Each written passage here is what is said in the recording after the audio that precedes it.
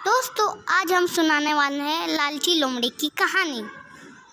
एक बार की बात है, एक जंगल में एक चालाक लोमड़ी रहा करती थी।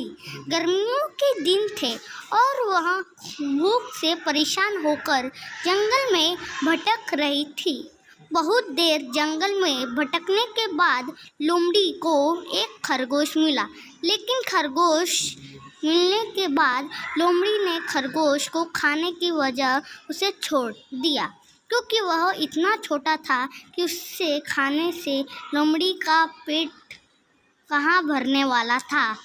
इसके बाद लोमड़ी आगे बढ़ी, फिर से जंगल में भटकने लगी। कुछ देर जंगल में भटकने के बाद भूखी लोमड़ी को एक हिरण दिखा। हिरण को देखते ही लोमड़ी के मुंह में पानी आ गया। लोमड़ी हिरण को पकड़ने के लिए उसके पीछे दौड़ने लगी।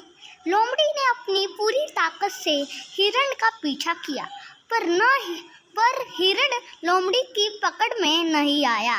अब लोमड़ी खाने की तलाश में बहुत ही थक चुकी थी। जब लोमड़ी के हाथ हिरण भी नहीं लगा तो लोमड़ी सोचने लगी कि इससे अच्छा होता वह छोटे से खरगोश को ही खा लेती, जिसको उसने छोड़ा था। कुछ देर आराम करने के बाद लोमड़ी खरगोश को ढूंढने के लिए फिर से जंगल में भटकने लगी। जंगल में खरगोश को ढूंढते हुए लोमड़ी वहां पहुंची जहां उसने खरगोश को देखा था, लेकिन लोमड़ी को वहां खरगोश नहीं दिखा।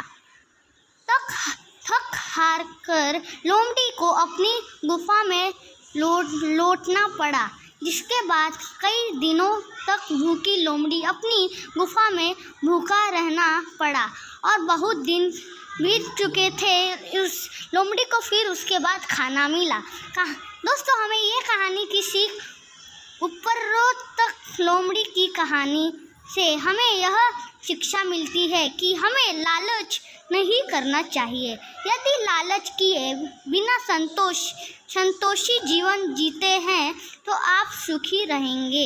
हिंदी में लालच के प्रसिद्ध मुहावरा भी है कि लालच बुरी बला है। दोस्तों, धन्यवाद।